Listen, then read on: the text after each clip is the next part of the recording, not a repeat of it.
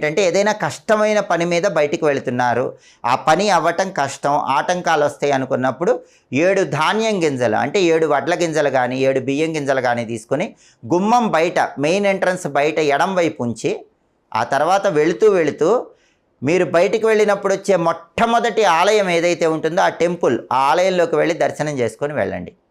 ఖచ్చితంగా మీ పని సులభంగా పూర్తయిపోతుంది. అలాగే పని మీద బయటికి వెళ్ళేటప్పుడు రాళ్ల ఉప్పు కొద్దిగా గుమ్మం ముందు చల్లి మీరు వెళితే చాలా మంచిది.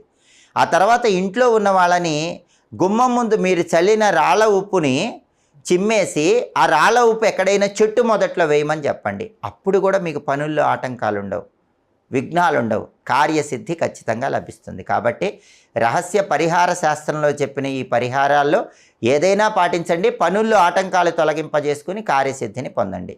భయంకరమైనటువంటి రుణ బాధల నుంచి బయటపడాలంటే, అప్పుల విష